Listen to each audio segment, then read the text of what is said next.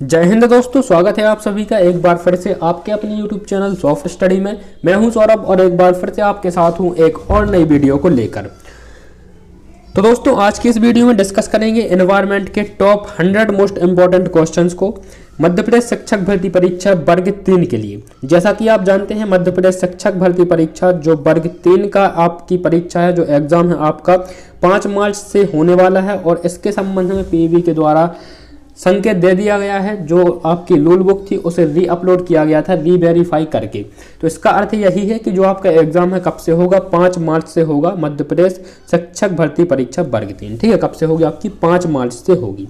तो दोस्तों, इसी डेट को ध्यान में रखते हुए एनवायरनमेंट के टॉप 100 मोस्ट इंपॉर्टेंट क्वेश्चंस को डिस्कस करेंगे। इसके अलावा यदि आप एनवायरनमेंट के टॉपिक वाइज क्वेश्चंस को कवर करना चाहते हैं तो चैनल को विजिट कर सकते हैं। प्रत्येक टॉपिक पर आपको वीडियो मिल जाएगी, साथ ही साथ डिस्क्रिप्शन में आपको लिंक भी मिल जाएगा जहां से आप वीडियोस को देख सकते हैं। चैनल को यदि आप विजिट करते हैं तो environment pedagogy, environmental pedagogy, child development pedagogy, साथ ही साथ मैथ्स पेडागोजी आदि की बहुत सारी वीडियोस ऑलरेडी अपलोडेड हैं। तो आप उन वीडियोस को देख सकते हैं और अपनी तैयारी को और भी बेहतरीन तरीके से कर सकते हैं। इस वीडियो में दोस्तों एनवायरनमेंट के टॉप 100 मोस्ट इंपॉर्टेंट क्वेश्चंस को डिस्कस करेंगे। तो वीडियो बहुत ज़्यादा इंपॉर्टेंट है, वीडियो को शुरू से लेकर एंड तक पूरा देखिएगा, A to Z। यहाँ से बहुत सारे क्वेश्चंस आपके ऐसे रहेंगे जो आपको एग्जाम में डायरेक्ट देखने को मिलेंगे। तो दोस्तों, स्टार्ट करेंगे इस वीडियो को पहले क्वेश्चन के साथ में। वीडियो को स्टार्ट करने से पहले वीडियो को आप लाइक कर दें और शेयर कर दें। यदि आप चैनल पर नए हैं, अभी तक सब्सक्राइब नहीं किया है तो सब्सक्राइब करके बेल नोटिफिकेशन को प्रेस करना ना भूलें, ताकि यहां पर अपलोड की गई नेक्स्ट वीडियो की नोटिफिकेशन आपको सबसे पहले मिल जाए। तो दोस्तों, शुरू करते हैं पहले क्वेश्चन के साथ में। पहला क्वेश्चन आप देख पा रहे हैं, लिखा हुआ है किस वर्णक की उपस्थिति के कारण पौधों का जो रंग होता है, जो पौधों की पत्तियों का रंग होता है वो हरा होता है। किस वर्णक की उपस्थिति के कारण पौधे हरे होते हैं, ये आपको बताना है, ठीक है। तो यहाँ पर जो आपके ऑप्शन हो जाएंगे एंथोसायनिन, कैरोटीनॉइड, लाइकोपीन और क्लोरोफिल। तो जो पौधों की पत्तियों का जो रंग हरा होता है किस वर्णक की उपस्थिति के कारण होता है? लाइकोपीन की उपस्थिति के कारण होता है। लाइकोपीन नहीं, क्लोरोफिल, ठीक है। ऑप्शन नंबर डी करेक्ट हो जाएगा। क्लोरोफिल की उपस्थिति के कारण पौधों का रंग कैसा होता है? हरा होता है। इसे हम क्या बोलते हैं? पर्णहरित के नाम से भी जानते हैं। इसके अलावा यह क्या होता है? एक फोटोसिंथेटिक पिगमेंट होता है क्लोरोफिल, ठीक है। तो ये आपको याद रखना है। इसके अलावा दोस्तों, टमाटर, चुकंदर, गाजर, तरबूज और पपीता, इस जो लाल रंग होता है इसका, जैसे आपका टमाटर हो गया, चुकंदर हो गया, गाजर हो गया, तो इसका लाल रंग किसकी उपस्थिति के कारण होता है? ठीक है, तो यह लाइकोपीन की उपस्थिति के कारण होता है। लाल रंग लाइकोपीन, इसे आप लाइको से लाल को रिलेट कर सकते हैं, ठीक है। लाइको लाल, तो लाइकोपीन से लाल रंग होता है और क्लोरोफिल से आपका पत्तियों का हरा रंग होता है। ये दोनों आप याद रखने, इंपॉर्टेंट है, एग्जाम में यहाँ से डायरेक्ट क्वेश्चन आपका बन सकता है। अगला प्रश्न है, मानवीय गतिविधियां जो पृथ्वी पर जलवायु परिवर्तन के लिए जिम्मेदार हैं, कौन कौन सी है? मानवीय गतिविधियां, ऐसी मानवीय गतिविधियां जो पृथ्वी पर जलवायु परिवर्तन के लिए जिम्मेदार हैं, वे गतिविधियां कौन कौन सी हैं? तो देखिए, एरोसोल कैन का उपयोग, वनों का जलाना, कृषि क्रियाकलाप या फिर उपर्युक्त सभी। तो देखिए, जो जलवायु परिवर्तन करने में जो आपकी जिम्मेदार है, तो एरोसोल कैन का उपयोग, बिल्कुल एरोसोल जो आपके प्रोडक्ट होते हैं जिसमें से एरोसोल का प्रोडक्ट कह सकते हैं कि उसमें से निकलती है, तो वो आपका जलवायु परिवर्तन के लिए जिम्मेदार होती है, ठीक है। वनों का जलाना, कृषि क्रियाकलाप आदि, ये सभी जो हैं जलवायु परिवर्तनों के लिए आप क्या हो जाएंगे? जिम्मेदार हो जाते हैं। ऑप्शन डी इसका करेक्ट हो जाएगा। अगला क्वेश्चन है दोस्तों, क्वेश्चन नंबर 3 लिखा हुआ है, यूफोर्बिएसी फैमिली की कौन सी फसल बायोडीजल उत्पन्न करने के लिए जानी जाती है? तो बायोडीजल उत्पन्न करने के लिए कौन सी फसल यहाँ पर होती है? कॉपर लीफ और जेट्रोफ, ये दोनों फसलें, इनसे बायोडीजल आपका प्राप्त किया जाता है, ठीक है। तो यूफोर्बिएसी फैमिली की कौन सी यहाँ पर फसल हो जाएगी? Copper leaf. Option number A इसका करेक्ट हो जाएगा। Option number A copper leaf, ठीक है। तो कॉपर लीफ इसका करेक्ट आंसर होगा। इसके अलावा जेट्रोफस से भी बायोडीजल प्राप्त किया जाता है, ठीक है। आगे बढ़ते हैं अगले प्रश्न की ओर और अगला प्रश्न है क्वेश्चन नंबर 4, जड़ी बूटियों की रानी, भारत की सबसे पवित्र जड़ी बूटी, भारत की सबसे पवित्र जड़ी बूटी। तो यहीं से ही क्वेश्चन ये क्लियर हो जाता है कि भारत की सबसे पवित्र जड़ी बूटी है कौन सी है? आपकी तुलसी है, ठीक है। इस औषधीय पौधों का हिंदू धर्म में महत्व है। इसका वनस्पतिक नाम ओसिमम सैक्टम, ओसिमम सेक्टम है। तो ये आपको याद रखना है, इसका वनस्पतिक नाम क्या है तुलसी का, ओसिमम सेक्टम है। ठीक है, इसको सामान्यतः किस नाम से जानते हैं, तो ऑप्शन बी करेक्ट हो जाए। इसको किस नाम से जानते हैं, तुलसी नाम से हम जानते हैं। इसका आपको वैज्ञानिक वानस्पतिक नाम याद रखना है, ओसिमम सेक्टिमम। ठीक है, ओसिमम सेक्टिमम। बढ़ते हैं नेक्स्ट क्वेश्चन की और अगला है क्वेश्चन नंबर 5।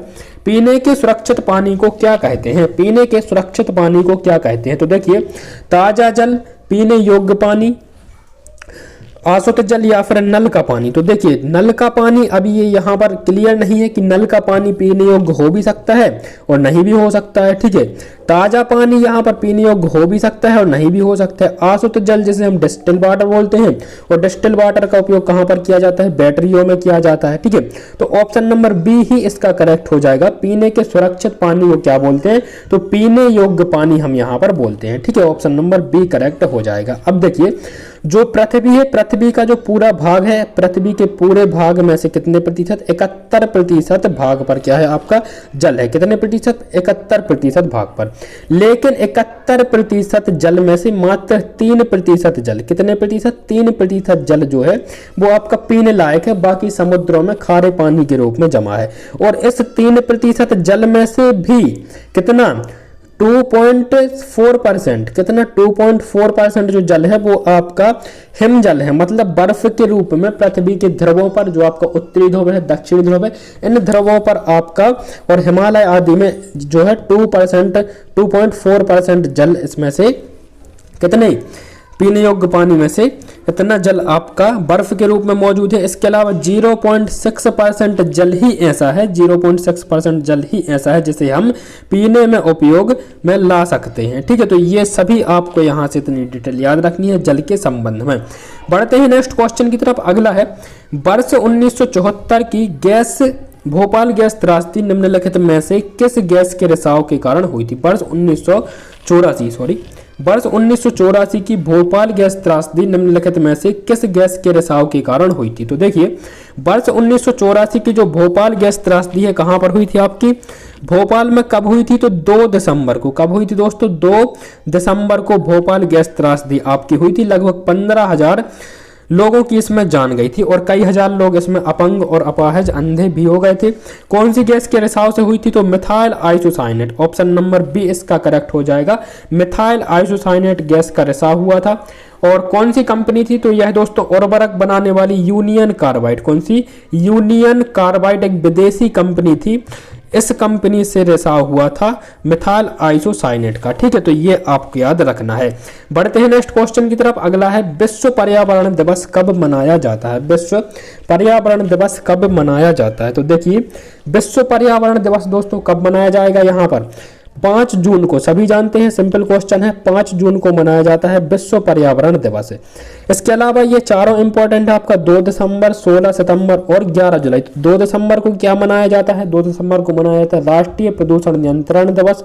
क्या, राष्ट्रीय प्रदूषण नियंत्रण दिवस। 16 दिसंबर को मनाया जाता है आपका ओजोन परत संरक्षण दिवस। ओजोन परत संरक्षण दिवस कब मनाया जाता है, 16 सितंबर को मनाया जाता है।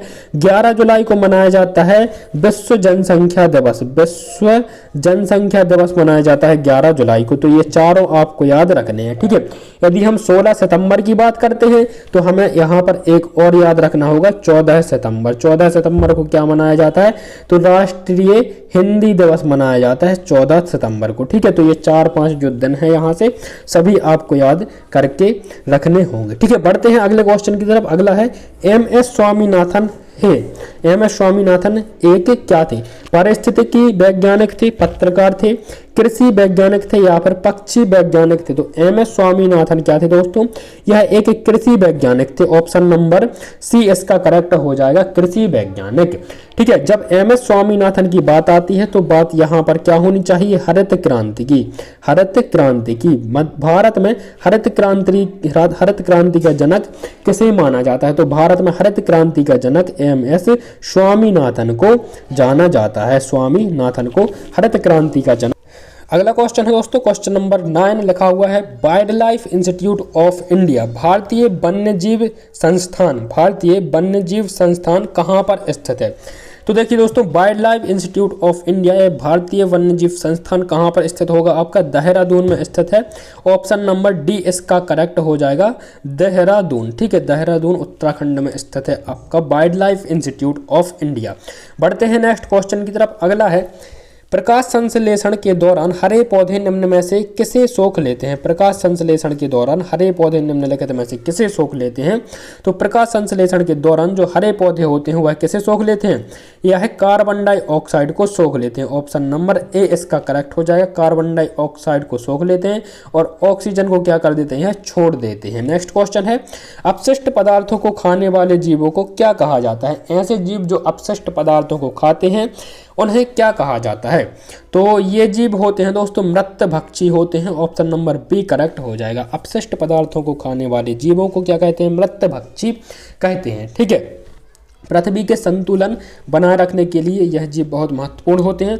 नेक्स्ट क्वेश्चन है, ताप विद्युत तप्त भौमजल से किस प्रकार की ऊर्जा प्राप्त होती है? तप्त भौमजल से किस प्रकार की आपकी ऊर्जा प्राप्त होती है? तो तप्त भौमजल से जो ऊर्जा प्राप्त होगी भूतापीय ऊर्जा प्राप्त होती है। ठीक है, कौन सी? भूतापीय ऊर्जा प्राप्त होती है। ऑप्शन नंबर ए इसका सही हो जाएगा। ठीक है, नेक्स्ट क्वेश्चन की तरफ चलते हैं। अगला है, सोल घास स्थल। सोल घास स्थल कहाँ पाए जाते हैं? सोल घास स्थल कहाँ पाए जाते हैं? तो सोल घास स्थल या सोल घास के मैदान कहाँ पर पाए जाते हैं? तो ये दोस्तों पाए जाते हैं पश्चिमी घाट पर। पश्चिमी घाट पर। पश्चिमी घाट क्या है? तो देखिए, ये जो भारत है, भारत का ये आप देख सकते हैं, ये आपका भारत के तटीय राज्य है। ठीक है, तटीय राज्य। तो पश्चिमी घाट कहाँ पर पाया जाता है? देखिए, जो भारत के तटीय राज्य है यहाँ पर आपका हो जाता है महाराष्ट्र, गोवा, कर्नाटक, केरल। तो यहाँ पर आपकी जो पर्वत श्रृंखलाएं हैं इन्हें बोलते हैं आपका पश्चिमी घाट। ठीक है, और जो तटीय राज्यों जो पूर्व में आपके तटीय राज्य हैं ये आपके पूर्वी घाट कहलाते हैं साइड, ये आपके पश्चिमी घाट कहलाते हैं। तो यहाँ पर क्या पाए जाएंगे? यहाँ पर आपके पाए जाएंगे सोल घास के मैदान। ठीक है, ये आपको याद रखना है। ऑप्शन नंबर बी आपका करेक्ट हो जाता है। नेक्स्ट क्वेश्चन है, भारत में पेलिकन पक्षी प्रजनन कहाँ करते हैं? भारत में पेलिकन पक्षी प्रजनन कहाँ करते हैं? तो देखिए, ये जो प्रजनन करेंगे आपके ऑप्शन नंबर डी करेक्ट हो जाएगा, ये सभी। ठीक है, कोक्कारे, वेलूर, नेलापट्टू और कंथनकुलम, ये सभी आपके ऑप्शन सही हो जाएंगे। ऑप्शन डी इन सभी जगहों पर जो है पेलिकन पक्षी प्रजनन करते हैं। ठीक है, पेलिकन पक्षी एक प्रवासी पक्षी होता है, ये आपको याद रखना है। नेक्स्ट क्वेश्चन है, मीना माता रोग ऐसी मछली खाने से होता है जिसमें सबसे अधिक मात्रा में पाया जाता है। मीना माता रोग, तो मीना माता रोग होता किस वजह से? पारे की वजह से होता है। ऑप्शन नंबर सी करेक्ट हो जाएगा। यदि पारे की अधिकतम मात्रा शरीर में जाती है, ठीक है, तो इससे क्या मीना माता रोग होता है। और ऐसी मछली जिसने क्या खाया हो आपका, जिसमें पारा अधिक पाया जाता हो, ऑप्शन डी करेक्ट हो जाएगा। पारा अधिक पाया जाता हो, उसे खाने से क्या होगा? मीना माता रोग होगा। बढ़ते हैं नेक्स्ट क्वेश्चन की तरफ। ओजोन परत पर अधिक ह्रास निम्नलिखित में से कहां पर देखने को मिला? ओजोन परत पर अधिक ह्रास निम्नलिखित में से किस जगह पर हुआ? तो देखिए, ओजोन परत कहां पर स्थित है? तो स्ट्रेटोस्फीयर में आपकी ओजोन परत स्थित हो जाती है। ठीक है, तो कहाँ पर देखने को मिला? यह देखने को मिला दोस्तों दक्षिणी ध्रुव में। सबसे पहले कहाँ पर ओजोन परत में छिद्र पाया गया था? ओजोन परत की मोटाई सबसे कम पाई गई थी आपकी दक्षिणी ध्रुव अंटार्कटिका में। कहाँ पर? अंटार्कटिका। कहाँ पर? दक्षिणी ध्रुव में ही स्थित है अंटार्कटिका महाद्वीप। तो यहीं पर ओजोन परत का सबसे पहले ह्रास हुआ। ओजोन परत संरक्षण दिवस कब मनाया जाता है? दोस्तों यह 16 सितंबर को मनाया जाता है। मॉन्ट्रियल प्रोटोकॉल आपकी ओजोन परत से संबंधित है जो 1987 में जिस पर हस्ताक्षर हुए थे। ठीक है, तो ये सभी ओजोन परत के संबंध में याद रखने। इसके अलावा ओजोन परत को मापने की यूनिट को क्या कहते हैं? तो देखिए, ओजोन परत को मापा जाता है डबसन यूनिट में। किस यूनिट में? डबसन यूनिट में मापा जाता है। ठीक है, ये ओजोन परत मापने की इकाई है। बढ़ते हैं अगले प्रश्न की तरफ, और अगला है, निम्नलिखित में से कौन भारत के प्रथम न्यायाधीश थे? निम्नलिखित में से कौन भारत के प्रथम न्यायाधीश थे? तो देखिए दोस्तों, भारत के जो प्रथम न्यायाधीश थे वो कौन थे? हीरालाल जे कोनिया, एच जे कोनिया जो थे भारत के प्रथम न्यायाधीश थे।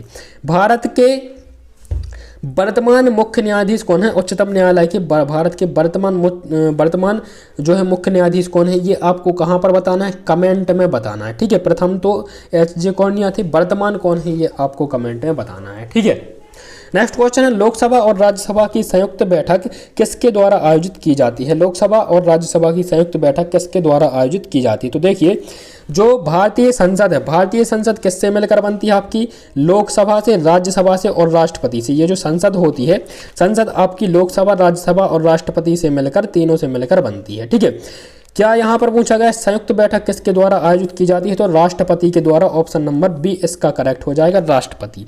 इसके अलावा देखिए दोस्तों, राज्यसभा को क्या बोला जाता है? उच्च सदन बोला जाता है।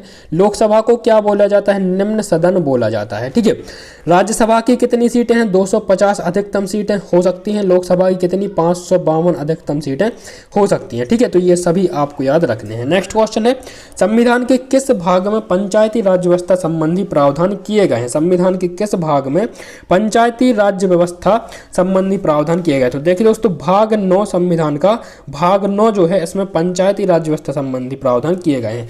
पंचायती राज्य से यदि हम संबंधित प्रावधानों की बात करते हैं तो भाग 9 में अनुच्छेद कितना? अनुच्छेद 243, अनुच्छेद 243 का यहाँ पर संशोधन कौन से संबंधित है? तो संविधान का संशोधन, 73वां संशोधन पंचायती राज्य से संबंधित है। ठीक है, तो ये सभी आपको पंचायती राज्य से याद रखना है। भारत में सर्वप्रथम पंचायती राज्य की शुरुआत कब हुई थी? तो भारत में सर्वप्रथम पंचायती राज्य की शुरुआत 2 अक्टूबर क्या होता है? 2 अक्टूबर को महात्मा गांधी का जन्मदिन होता है, गांधी जी का। 2 अक्टूबर सन 1959 को राजस्थान की कहाँ से? नागौर जिले से। कहाँ से? नागौर जिले से 1959 में तत्कालीन प्रधानमंत्री पंडित जवाहरलाल नेहरू जी के द्वारा पंचायती राज्य की शुरुआत की गई थी। बाद में इसमें संशोधन किया गया, तो 73वें संविधान संशोधन के द्वारा संपूर्ण देश में क्या किया गया? इसे लागू किया गया था। ठीक है, नेक्स्ट क्वेश्चन है दोस्तों, भारत में वन्यजीव संरक्षण अधिनियम किस वर्ष लागू किया गया था? भारत में वन्यजीव संरक्षण अधिनियम किस वर्ष लागू किया गया था?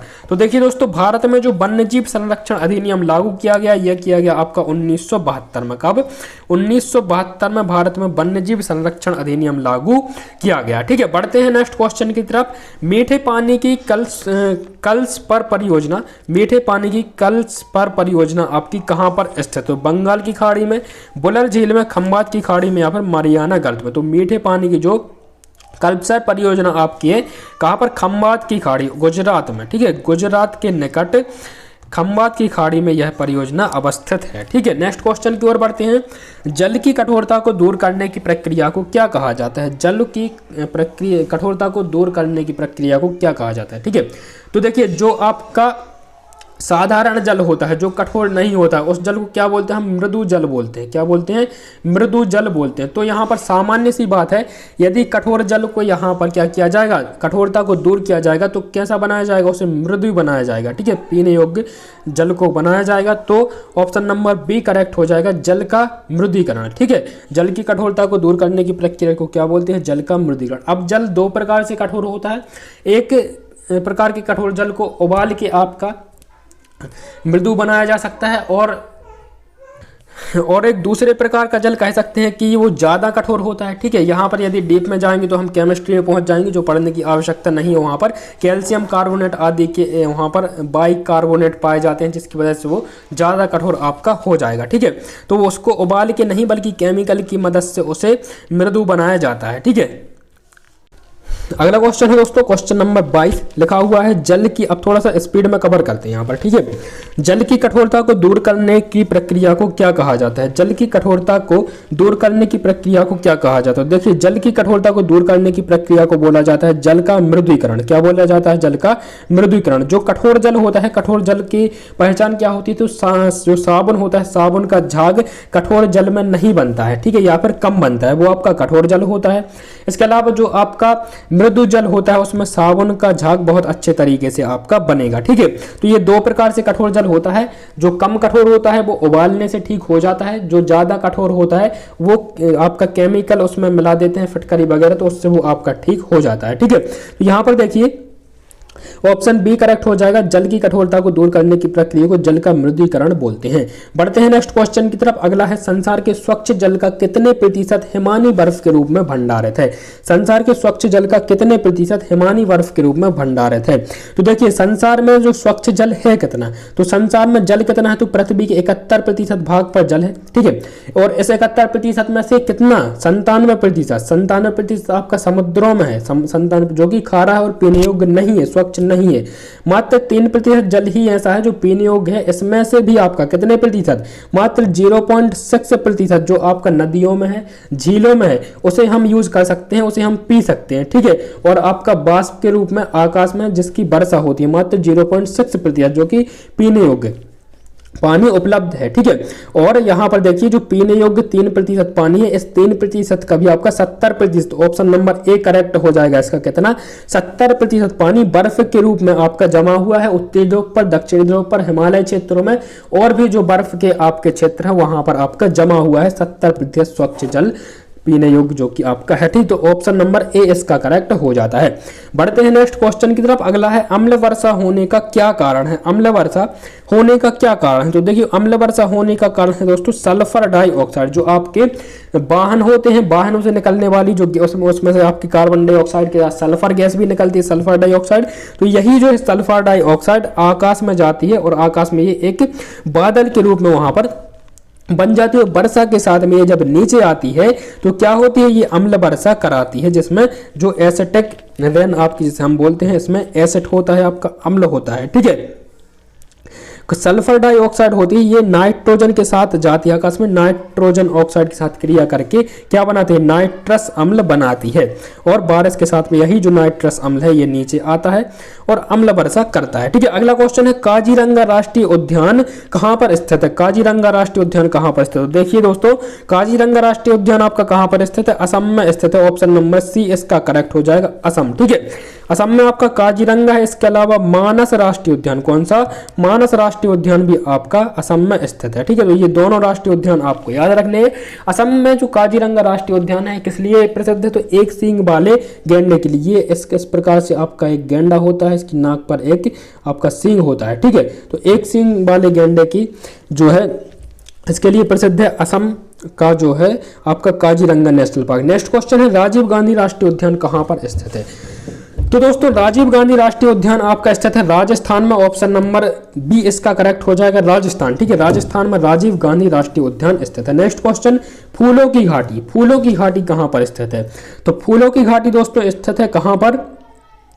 फ्लावर वैली, ये आपकी उत्तराखंड में स्थित हो जाएगी। ऑप्शन नंबर सी करेक्ट हो जाएगा, उत्तराखंड। उत्तराखंड में स्थित है फूलों की घाटी, ठीक है। नेक्स्ट क्वेश्चन दोस्तों शांत घाटी या फिर साइलेंट वैली, ये तो सभी को पता आपको होगा, ठीक है। साइलेंट वैली कहां पर स्थित है? तो साइलेंट वैली या फिर शांत घाटी कहां पर? केरल में स्थित है। 10th क्लास में ये हम पढ़ चुके हैं साइलेंट वैली के संबंध में बहुत अच्छे से। केरल में स्थित है। कौन सी रिवर इसके बीच से निकलती है? तो कुंती रिवर। कौन सी river? Kunti river Silent Valley के बीच से निकलती है, ठीक है। नेक्स्ट क्वेश्चन है मध्य प्रदेश के किस अभ्यारण्य को प्रोजेक्ट टाइगर में सबसे पहले शामिल किया गया था? मध्य प्रदेश के किस अभ्यारण्य को प्रोजेक्ट टाइगर में सबसे पहले शामिल किया गया था? मध्य प्रदेश में अभ्यारण्य टोटल हैं कितने, ठीक है।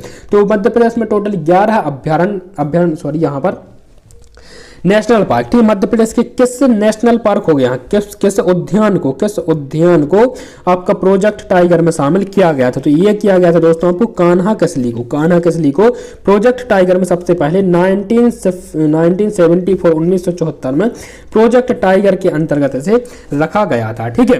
कान्हा किसली मध्य प्रदेश का सबसे पुराना अभ्यारण्य है और अभ्यारण्य बनाने के बाद यह कब बना था? 1925 में अभ्यारण्य बना था, फिर 1955 में यह क्या बना? उद्यान बना। और इसके बाद में उद्यान बनने सबसे पुराना उद्यान है, सबसे पहला उद्यान है मध्य प्रदेश का कान्हा किसली, 1955 में बना था। और 1955 में उद्यान बनने के बाद 1974 में से प्रोजेक्ट टाइगर में से शामिल किया गया, ठीक है। मध्य प्रदेश के 6 राष्ट्रीय उद्यान ऐसे हैं जो कि प्रोजेक्ट टाइगर में सम्मिलित हैं, ठीक है। नेक्स्ट क्वेश्चन की तरफ बढ़ते हैं। चिपको आंदोलन उत्तराखंड के किस जिले से प्रारंभ हुआ? चिपको आंदोलन उत्तराखंड के किस जिले से प्रारंभ हुआ था? तो देखिए दोस्तों चिपको आंदोलन जो है यह कहां से प्रारंभ हुआ था? चमोली जिले से हुआ था। कहां से? चमोली जिले से हुआ था। कब हुआ था? 1973 में, ठीक है। उत्तराखंड के चमोली जिले से प्रारंभ हुआ 1973 में। सुंदरलाल बहुगुणा और गौरा देवी, ठीक है, सुंदरलाल बहुगुणा और गौरा देवी क्या थे, इस आंदोलन के प्रणेता माने जाते हैं। ठीक है, नेक्स्ट क्वेश्चन की तरफ बढ़ते हैं। अगला है माजुली द्वीप कहां पर स्थित है, माजुली द्वीप कहां पर स्थित है। ठीक है, तो माजुली द्वीप जो स्थित है दोस्तों, यह ब्रह्मपुत्र नदी पर स्थित है। कहां पर, ब्रह्मपुत्र नदी पर, असम में यह स्थित हो जाएगा। असम में माजुली गांव के निकट माजुली द्वीप स्थित है। ऑप्शन नंबर ए इसका करेक्ट हो जाएगा, असम। ठीक है, बढ़ते हैं नेक्स्ट प्रश्न की ओर।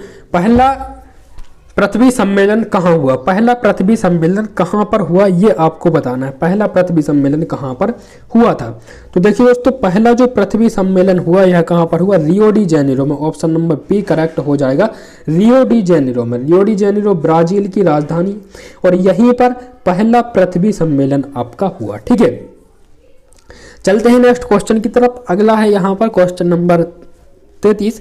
विश्व की ग्रीन हाउस गैसों में भारत का अधिभार कितना है, विश्व की ग्रीन हाउस गैसों के उत्सर्जन में भारत का अधिभार कितना है। ठीक है, और भारत का स्थान कौन सा है, तो देखिए भारत का स्थान है तीसरा।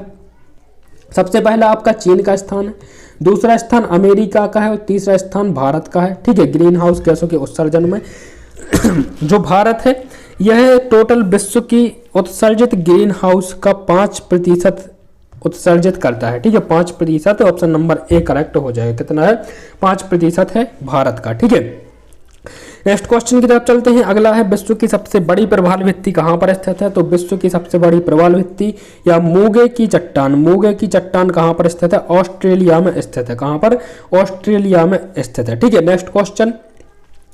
क्रिकेट बैट को बनाने के लिए किस लकड़ी का प्रयोग किया जाता है, तो क्रिकेट बैट को बनाने के लिए बिलो की लकड़ी का प्रयोग किया जाता है। ठीक है, ऑप्शन सी करेक्ट हो जाएगा, बिलो।